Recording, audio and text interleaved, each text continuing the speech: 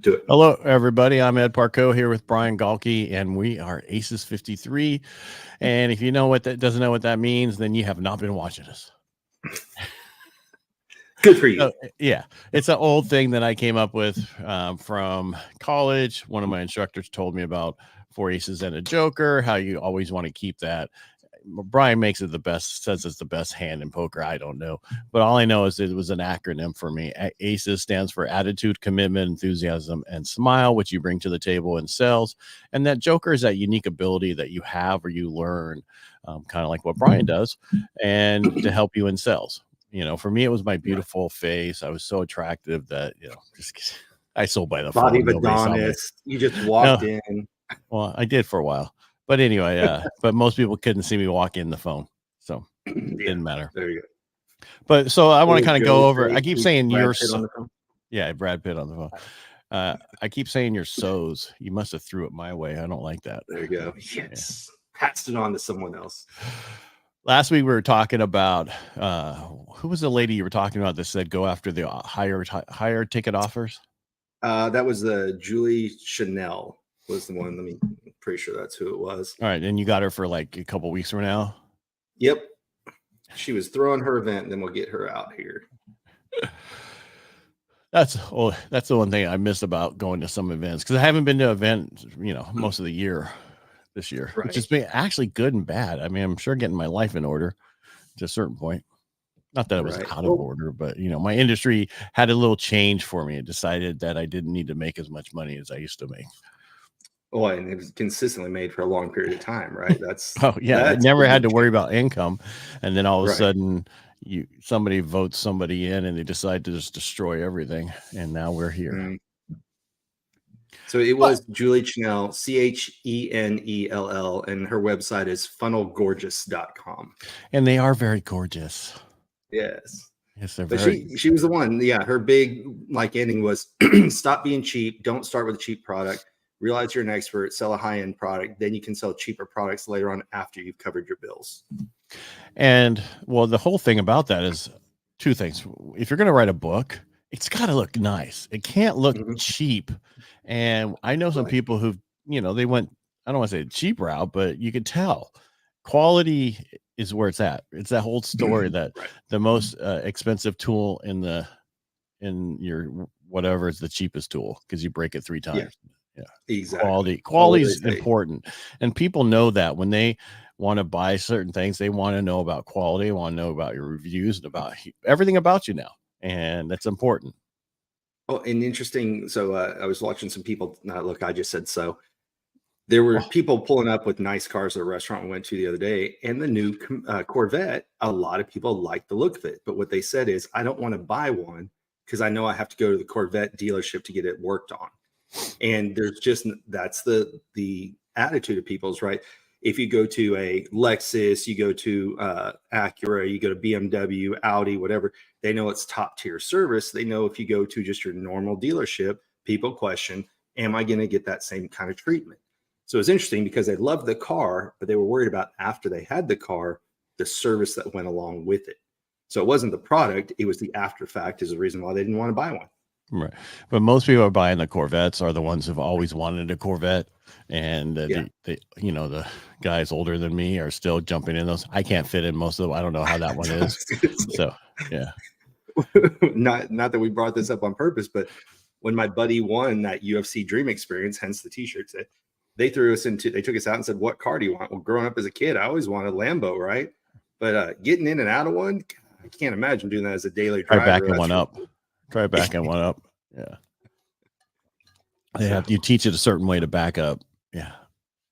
It's just, I can't even imagine, but yes. Well, but to have that problem to not have, who cares? Yes. Yeah. To get in and out. Well, that's why, people used to make fun with Lamborghini, and some of the other ones came out with the high-end SUVs, but I see a lot more of those hitting the road now. So at least around here in Dallas. Get what you want. Yeah. For me, F-250 fits me perfectly. And the funny thing about that is everybody gave me so much grief when I drove my Audi, but my truck is more expensive than my Audi was. That's the kind of funny thing that, like, when somebody says farmer, people picture somebody with a pitchfork, right? Like sitting with a withered house and everything else. And you look at half the machines they have on their lot are worth more than most people's net worth. You know, they got all these really expensive tractors and haulers and everything else. But when you say farmer, people instantly think dirt, overalls, pitchfork, not realizing the amount of what capital investment most farmers have. It's mind blowing. Yeah, it's not horsing the thing anymore. They actually have tractors and everything else they've Right. invested in. Yeah. Technology farms. There was a guy that was at the event last week who he provides cybersecurity for hog farms because everything's automated. When do the gates open? When do they get fed?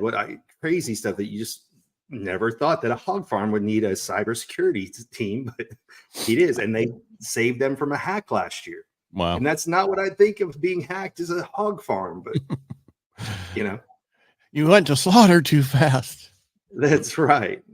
I don't think it had anything to do with that. It was just probably their feed and everything could be really messed. I mean, they try any way to get into anything just so they can see if they could get into it. I used to, yeah, we'll move on. But the reason when you had war games. Yeah. Would you like to play a game? It's funny. Like if you look back at several movies that you look at could come true now, like this day and age. Well, now we have AI, which Manoj talked about at the event last week, that it's been around since the 60s. You don't think of it being out there. The first time I think of AI is like war games, and then after that, Terminator came out. You know, all these things. You find out these things have been around for a very, very long time. Yeah, they just opened it to the public. Right. It's kind of like the aliens. Aliens have been around forever, but they're not open to the public yet. Exactly. So, but all right, back to the whole purpose, huh? Yes, you're talking about a book you were reading right before we started the live. Right. But it's all about what your lady was talking about. Sell your most expensive thing first, and then work your way down. I've seen many videos, and the way I've been reading and certain things, and I read 2 books. Well, that's a loose term because I listen, but No BS. Hold on here. Let me get it. The first was Magnetic Marketing, which is from Dan Kennedy, which was a good book. And then I started reading their No BS Marketing to the Affluent. And it kind of added to what I have been thinking, that in the way things are going right now, somebody was saying if rates went down 2% lower, the average house value of 600,000 would be to 900,000 in a couple months because of the amount of people trying to buy those homes, because there's just not enough inventory around there at all. Sorry, I have little kids in the office today. Your sleeping coworkers. Yeah. Damn, they don't make any money either for me. It just costs. They just take. The littler one doesn't really bother me. It's the one who thinks she's in charge that has the problem. Anyway, well, back to what you were talking about. So, watching as an outsider, looking at people putting events together, I'm also seeing a big change in that people aren't throwing the large events with a low ticket price anymore. People are scaling back and saying, I want smaller groups with a higher ticket price, because people weren't even able to fill the large arenas with the $500 to $600 tickets. But the people who sell smaller, 20 to let's say 60 or 80, are still able to fill rooms.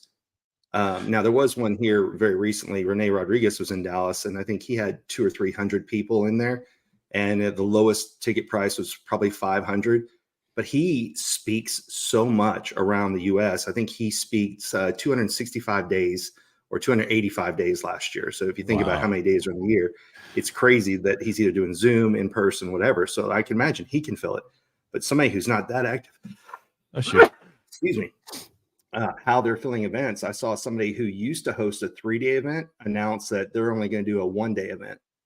And that's a few reasons, right? If you look at marketing, are they marketing for scarcity? Is it because people are unwilling to spend airfare and multi-night hotels? We don't know, but I'm starting to see more and more of that, where people are going, hey, 1 to 2 days max instead of these longer sessions. So even they're taking away, some of the VIP events the night before, making modified changes. So I think a lot of industries are starting to really feel the effect of people not having money to spend on the different events. Yeah, I think it's and I think it's going to get worse way before it gets better. It's over the next 24 months, we're going to see a huge change in what's going on. I mean, definitely in the next 12 months, but 18 months, you're going to see it's going all, and after that's going to depend on where we are. I don't want to say presidentially, but if there was a change in what everybody feels is going on with the whole United States. So, well, have you been keeping up? Now, I don't watch the Formula F. I don't watch the F1 races. I've been to one when they were in Austin, Texas. But have you been keeping up with the whole Vegas experience? No, I saw the last night because the Raiders were playing last night, and I watched the game because it was Sunday Night Football. And the Raiders aren't my team, but they were in Vegas, and then I saw this arch thing. I'm like, hey, that's new. And Marsh is like, oh, they're doing the I don't know, whatever it was, the Formula F1 One races. Yeah, Formula One races. Yeah. Well, it's interesting because they had to lower prices up to 80% because people weren't buying the tickets. Oh, really? Now, this is F1 races is your top tier people who have yachts and fly all around the world following these teams. So just a GA to watch at one point standing room only is 600 to 1500 a day. If you want to be inside with air conditioning and still being able to have Red Bull and cameras and all that kind of stuff, you're looking at $3,000 to $8,000 a day. Wow. But what they found is the hotels were jacking up the prices. Airfare was getting expensive. So they just did this big announcement that they had to lower prices by like 80% because people weren't doing it. And they thought, well, we don't want to see everything coming around the corner and it's empty stands. So people who waited till the last minute, I know people who are thinking about going now because it became affordable again for both hotels, stay, and all that. Because it's like I said, it's a very affluent sport. But even if that got hit and it's the very first year they've ever done Vegas, which should have been their top tier year, it's very, very interesting that they went that route. Yeah, but isn't Formula One more of a European thing? It is, but Miami and Austin sell out every year, like way in advance. They just they were last year or this year was the year they was supposed to expire, and they thought, oh well, we're already doing Miami, which they've done the last 2 years, and now we've got one in Vegas. Maybe we won't renew. And they had enough interest that they renewed the track in Austin for several more years. Did you go with us when we did that with Steve to that track? Okay, it's that track that's out there. Quasimodo. Yeah, when I got the bee sting, yes, that's exactly the track. Maybe that's why I got PTSD and I don't want to go back. Let's see if I can find. Yeah, that was when we were go-kart racing. Yep. Yeah, and then the motorcycle guys just had to show off. So of course. Okay, so let me see. Mine kept going down because my governor wouldn't let me go faster, and then they would lower my speed. Because every time I went, well, you were going too fast in the beginning, so I don't give a. I didn't crash. Right. Yeah. I hate that stuff. I'm a little bit heavier than these kids, so I need a little bit more speed going in certain places. You need a little more vroom. Yeah. But to your point, what we're starting to see is people are now second guessing how they're going to spend their money.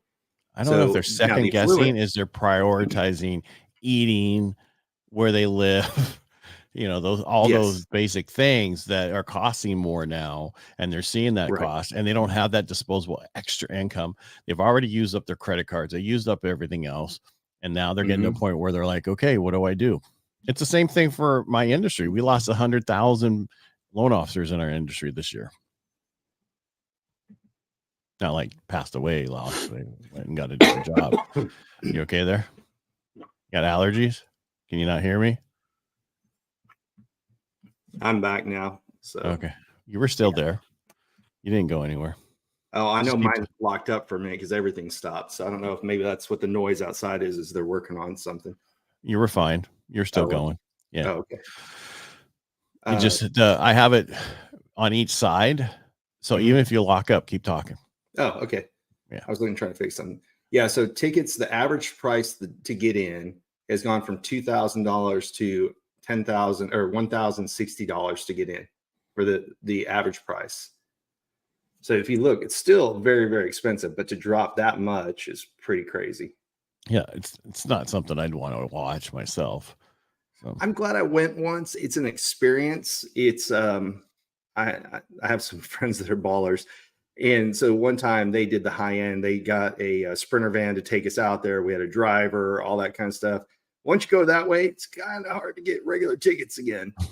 So, it's like anything else. Once you get to go behind the scenes, you don't want to sit out front. But I do know that there were concerns of how many people in Vegas are going to get drunk and try and jump the fence to be seen on TV and cause something stupid to happen. Well, so that they was do always have Raider fans there. So. That's true. All right. So stop right what we just talked about. All right. So right there, you just said going the Sprinter van and doing it that way is you never want to do it any other way. Yes. So that goes back to the whole experience and charging more for the event so that you have that experience. Yes. And that's what we were kind of talking about today is when you're marketing to the affluent people who have the money, entrepreneurs, like that's our whole group that we're a part of. They usually have money, even though I don't have as much, making as much as I did for the last, 15 years. I'm still making enough to survive, but not probably for some people I think Steve said once, one of our worst days is somebody else's best days. Absolutely. Right. And so some of us, what we're used to, it changes, but that's okay. Things we get better. We figure it out. This whole time I'm re-looking at what am I doing? How am I doing it? Is there any better way to do it? And if it wasn't for this, it's just like COVID. When COVID came, we changed a lot of the way we did stuff. Yes. And it was so much better afterwards for some of us. Yeah. Well, like you said, not everything can ride at a high all the time. So you have a few good years. And there are some people that when they have good years, what do? They stockpile extra money away. But what happens, human nature, is we adapt to where we are.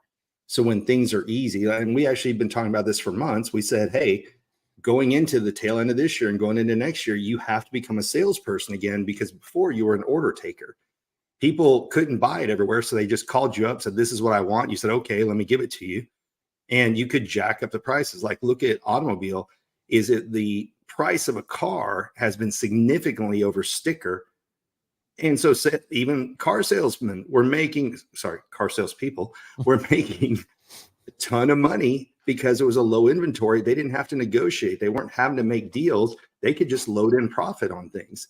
Now those days are coming to an end. So if you've had a good period of time where you've made really good money and you didn't put anything away, and look, I'm guilty of that at times too, but this is where times change. And you got to figure out, oh crap, what do I do? How do I fix it? What do I add? What do I take away from it? So, well, no, and because I had a lot, but it just, things were a little different than what I'm used to. A good, 16 months bad, but this was really bad with what happened. And we were talking about before, if it wasn't for this, we probably would see house prices so high that the average person would not be able to buy a home ever again. Right. And they'd be living in rentals for the rest of their life. If you look at, or you go to like other countries where the homes are multi-generational and you just kind of outlive your parents and then you move to the master bedroom, and so you look at several other countries, that's the way it is, right? You live with your parents for a very, very long period of time until you're ready to become parents. Then you move out. Then the parents downsize because now they're empty nesters. It's going to be very interesting what things look like because student debt isn't getting any cheaper. Housing is going up. If you're just turning 21, 22, about to graduate college, you have to be a renter or you have to go back and live at home. There's just not the capability to pay your student loans, have a car payment, pay a mortgage and everything else that goes along with it. No, and then the way it is now with rent, I mean, at 21, the rents are ridiculous. Oh, yeah. I mean, people be shocked, if I told you our rents. Yeah. Apartment when I moved to the area I'm in, and granted, this was 20 years ago, almost 21, 2-bedroom, 2-bath, 1,400 square feet, I think. Maybe it's a little less than that, but $1,150. That was total. That same apartment is going for $2,250 right now. Yeah. And I realize that you go, yeah, that's 2 decades or whatever, but it just goes to show in that one area. I mean, there's brand new ones. I'm amazed. Some people are paying for a 1-bedroom, $4,500 a month. Well, but it's got a concierge and I can get free coffee downstairs. I'm like, for that much, you could have somebody deliver coffee every day. But and that's people, and that's just depends on where you want to live. And again, it has exactly. to dealing with the influence. There are people making a lot of money still right now and are willing Right. to spend it for the right product, for the right service, for the right whatever that is. And you need to look at, are you providing that? Are you providing what you have to the right people? Yes. And And it's that's okay to have different audiences, right? Like that's the largest, at least I'll say this for me, and I've heard the same thing from other people. The hardest thing is pricing your product. It's something that you initially wouldn't pay for yourself. And so then you get into that mental thing of, well, if I make it too expensive, can I serve that many people? But what they're saying is you have to have that high end product. So then you can create lower end products for everything else. right. And you also need to stop putting your judgment on your pricing, have somebody else price it for you. Exactly. And we're all guilty, because I think I did a quote last week that was stated that, what we think is common knowledge, most people will pay for. Right. Right. And pay dearly for it. I didn't say the dearly part, but depending on what it is. That's this week's new addition to it.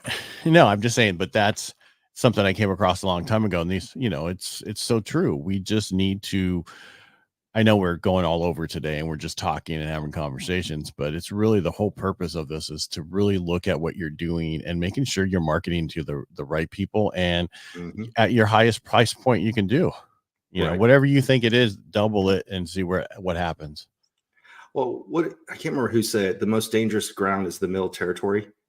So you either have to be the highest with highest quality, or you have to be the lowest with decent quality. But if you're stuck in the middle, you'll struggle the entire time. So what's your niche? What makes you stand out? What's your value proposition? And when you start doing that, we were talking before, I don't remember if it's before we start the live, but Russell Brunson is the king of building value in all of his products. That's the way his funnels work is you don't just sell one thing, you keep adding additional things to make it, stacking things.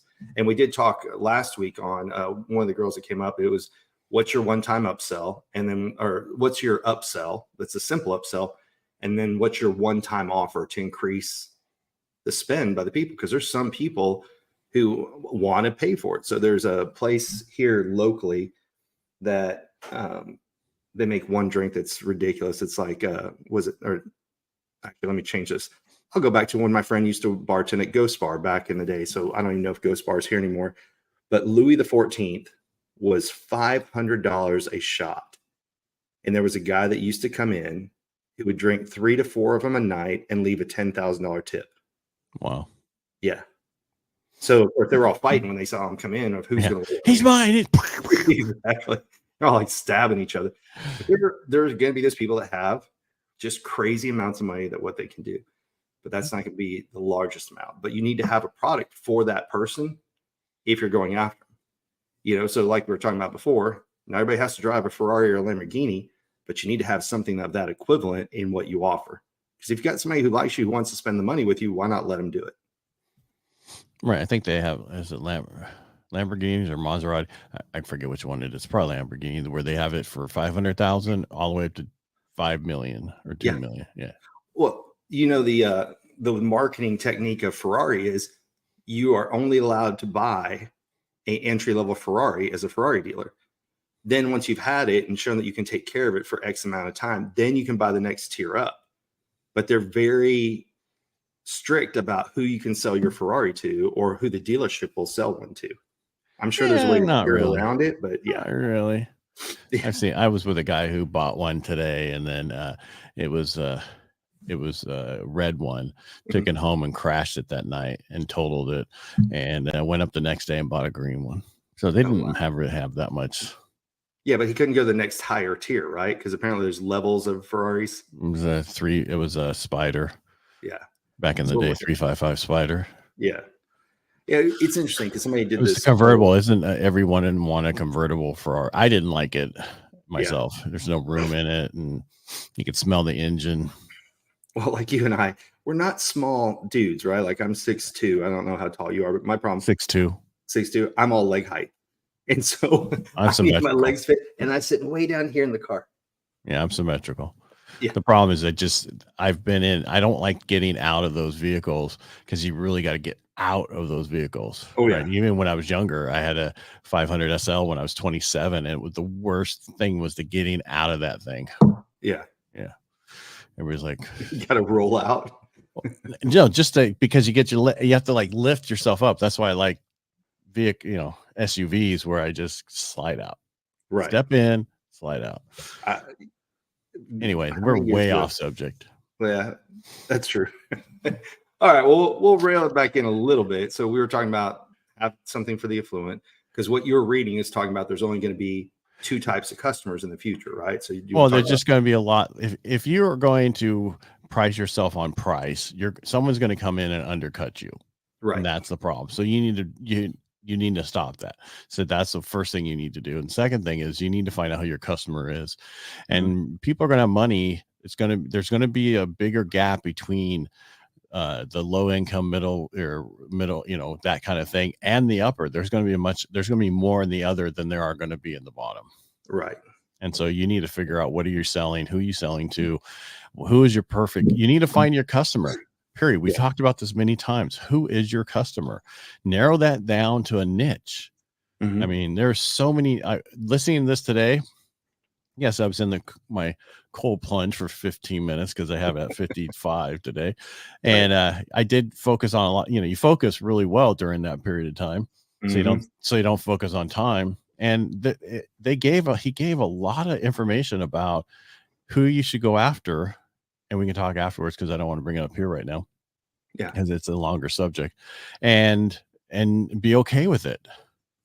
Because where the money is, you got to go where the money is.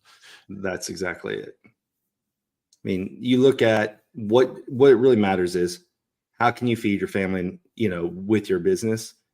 Do you want to sell 1,000 products at $10, or do you want to sell a $10,000 product? Right. So it's just one of those things of what's your quality of life? What can you provide? And more importantly, price it where if it's of value, price it accordingly. And we struggle with it, right? And even let's take it in terms of a 9-to-5er. It's hard sometimes to ask for a raise or a promotion.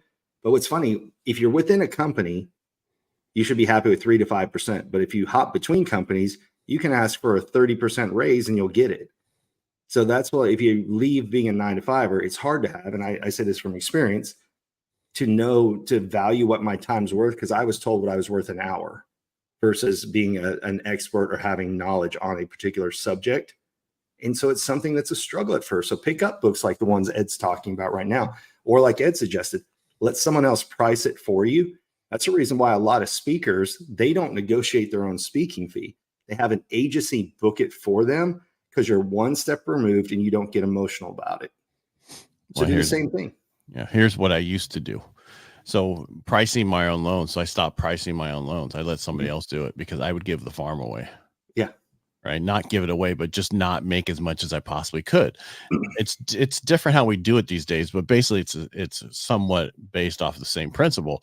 I let I have to stop because at a point there during the boom, what are you laughing at me for? Because you're right. Well, you realize that you're a giving person is what I was laughing at is, you come across as this big gruff guy, but when it comes down to helping people, you will do that where you'll take some of your own profit away to help out people. And you got to stop that. Know that about you. Yeah. That I don't broadcast that. Otherwise I'd really be taking advantage. But during the boom, during that pandemic, when we were doing stuff, we would price it differently. And then I gave it to one of my other staff. I said, you need to take this over because I'll do it for cheap and I need to do it for more than cheap. And so I let them, and that's when we started making more money, which is because we still did amazing for the client. But what level do you need to be at for that client? And you're right. I was like, I do go a lot for people, and some people know that and some people don't. Right. That's why I was laughing, because I think when people see you, they think big gruff Ed, you've got all the stuff that you're doing, but they don't realize what you'll do for people. And I've witnessed that firsthand. Like you've gone out and played my hype man for me, right? I've seen you do it. You don't charge anything. Yeah, you don't make anything from it. That's just a part of who you are. Helping people. So I just think it's interesting that people don't always know that about you. That's why I was laughing. Well, then the issue is if I like you, I'm going to help you. If I don't like you, I don't want anything to do with it. No, the thing is, I was a very private person until I got on radio. And then now everybody knows everything about me, and there's nothing I can do. And then I'm on all these lives, and I do so many podcasts. Everybody knows everything about me. But yes, I do. I don't smile much. That's just my personality. That's who we are. Right. You know, it was because I was abused as a kid. There was that, go. but yeah. But no, it just, you know, I do smile and laugh, but it doesn't happen all the time. And people like, you need to smile more. Yeah. There, I'm smiling on the inside. I heard it creak. Yeah. I smile on the inside. Yes, there you go. But yeah, I mean, I get my coffee, but that's about it. No, but it's so true. But you have, that's what I'm saying. When you're pricing this stuff out, that's why, you know, ever since I found Ralph, he's helped me out drastically on a lot of stuff. Like the other day, he redid all my email. So I had multiple email accounts. Now it's under one, and it's going to my calendar the way I want it. And it's not like I can't do it or didn't, but the amount of time it would take me to do it and figure it out. And yeah, so well, find your Ralphs. A guy, I was listening to something this morning. And sorry, I'm losing my voice. Texas has been going from hot to cold. And so it's having its effect. There was a guy talked this morning. He said he went to a conference, and a billionaire or about to be a billionaire got up and he said, the number one thing is, if you want to be successful, stop trying to do it all. Start farming out more things that you're not good at. So what you and I have talked about numerous of these is learn enough to know how it works and when you're not, and so you're not being taken advantage of. But if you don't have the time, pay the money and you'll get there faster. So for example, you were tinkering and go high level, but it wasn't until you found Ralph to really help you get it to that next level. And you said it last week that it already resulted from you getting a call that you never would have gotten based on the changes he's already made. Yeah. I mean, I mean, he set up, you know, I mean, just the little things that you know, how many Calendly accounts do I have now? I don't have to have. Right. You know, that's crazy. You know, yeah. Yep. So there's $100 right there. Yeah.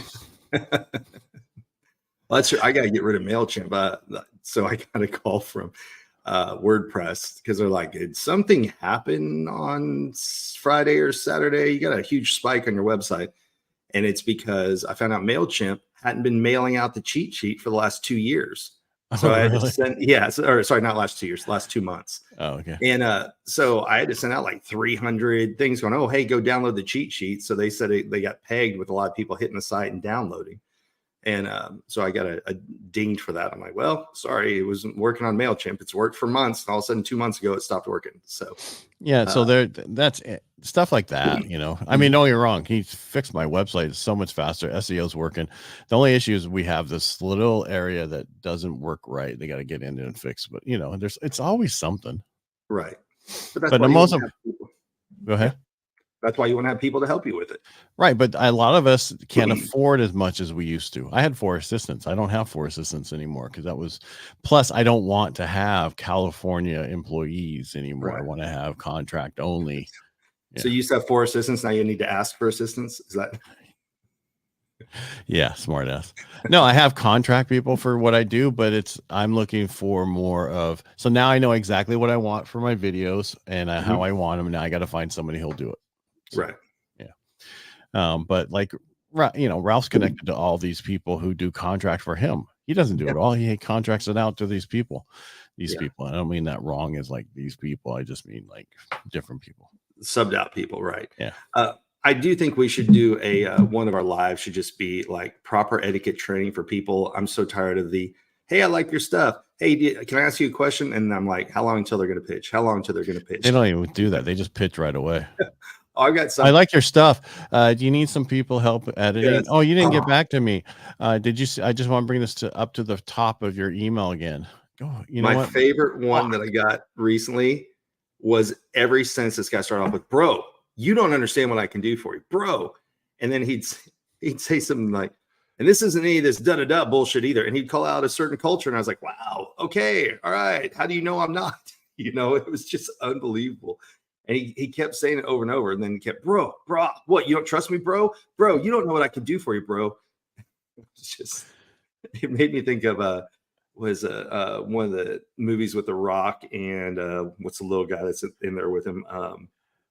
Not Chris Rock, but damn, I forgot his name. I went to his birthday. You think I'd know who he was? But anyway, they had the movie, and this guy's like, "Hey, bro," and he's like, "Are you done? Are you done?" I was waiting for one more bro to come out. That's what I felt like in this DM. Yeah, it's just a point where they're just ridiculous. But I don't engage. I don't even think about engaging. I like to see how many times they come back to you. But one of the things I did listen to recently is 3 times. Hitting people 3 times. So if you ever been through any type of collection stuff, you get the first notice, and then the second notice, they would talk about the first notice and the second notice, and then you get the third and final notice. Sorry, my dog's going to bark here soon. Third and finest, and it's not mine, it's Marsha's. There must be mailman somewhere. Hold on a second. Mute myself for a second. I'll give you time to talk. That's perfect.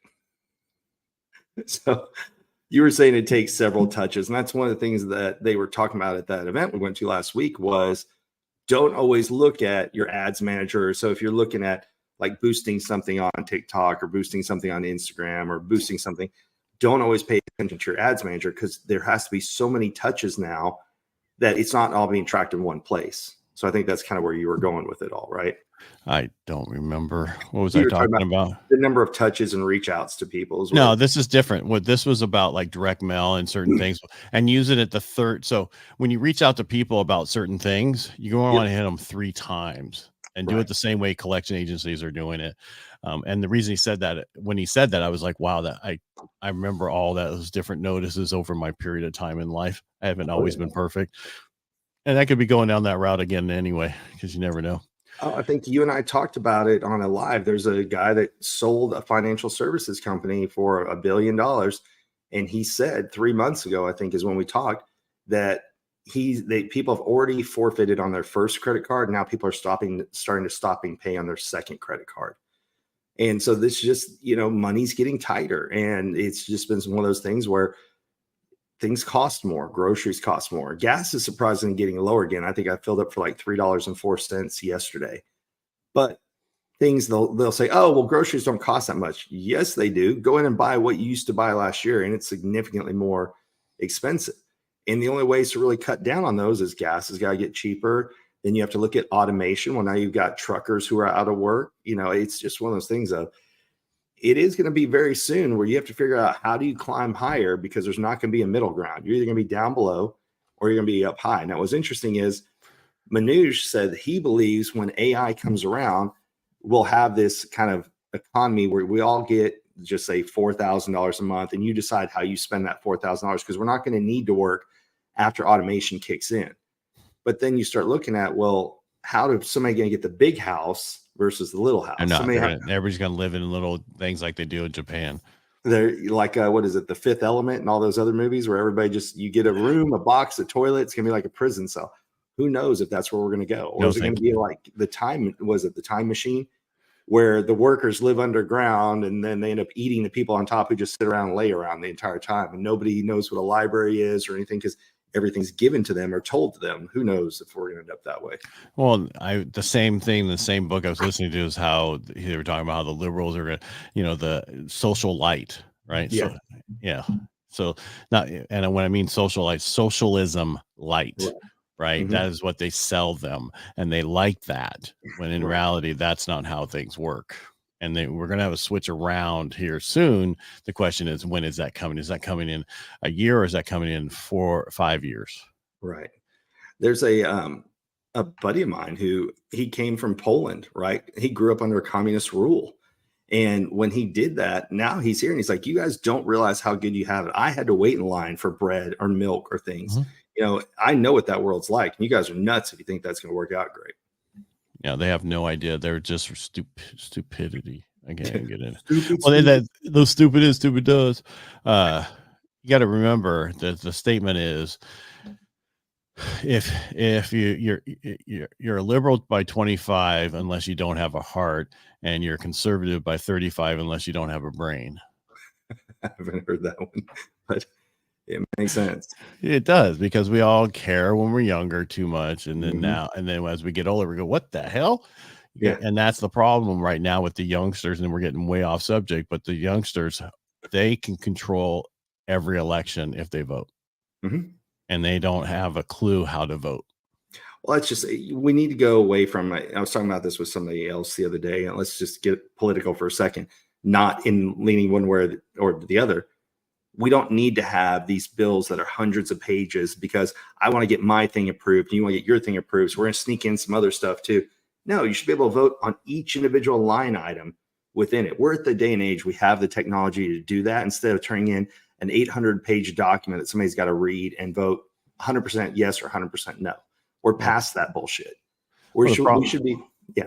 Go ahead. No, go ahead. We're past that bullshit. What more are you going to say? I'm just saying we should now be able to look at things on an individual basis and vote on those individual propositions or bills or anything else instead of everything lumped together.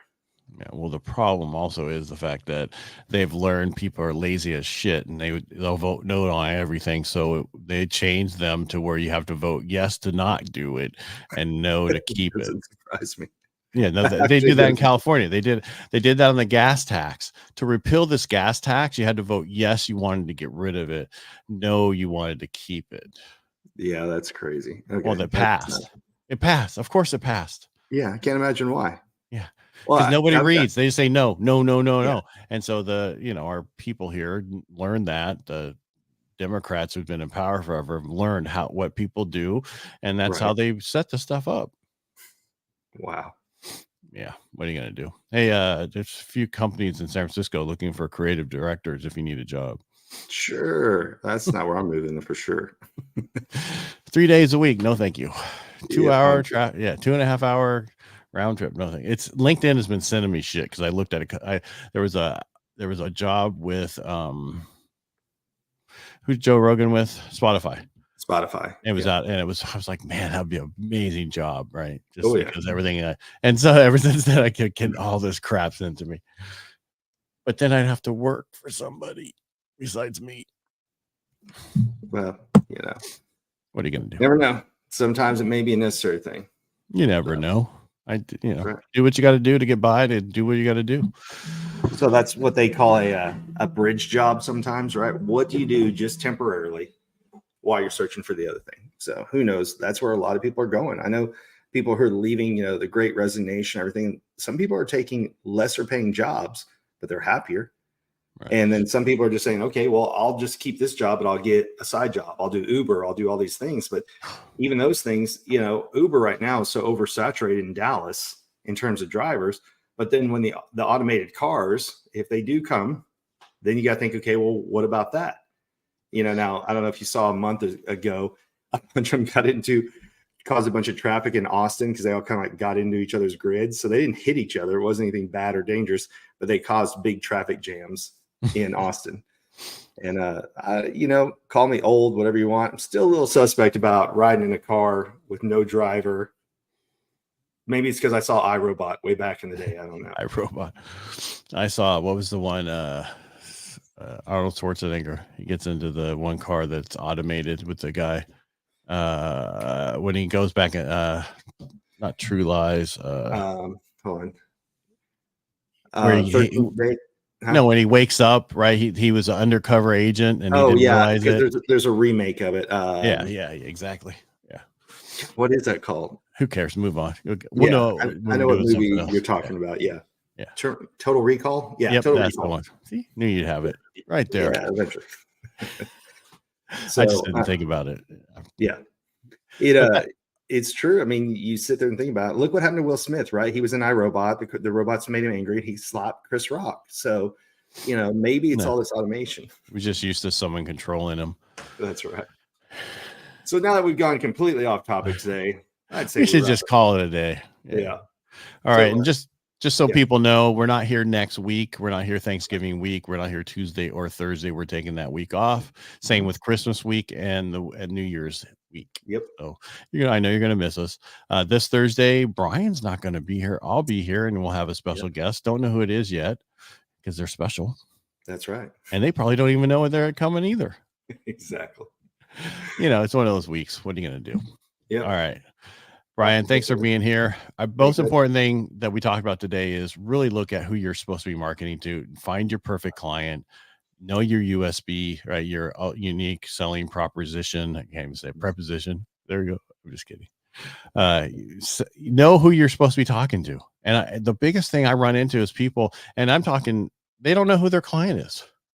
Yeah. Or anybody, everybody. I taught one guy we interviewed on it for Colorado on the radio show. He's in Colorado. I don't really, I do the I-25 corridor. Who's your client? Anybody in there.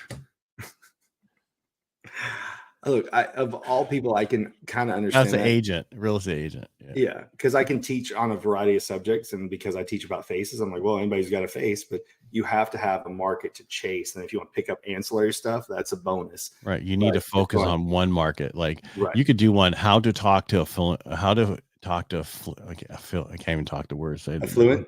Thank you. More coffee. Yeah. No, I'm finally warming up, so I'm getting drained now. That's right. Yeah.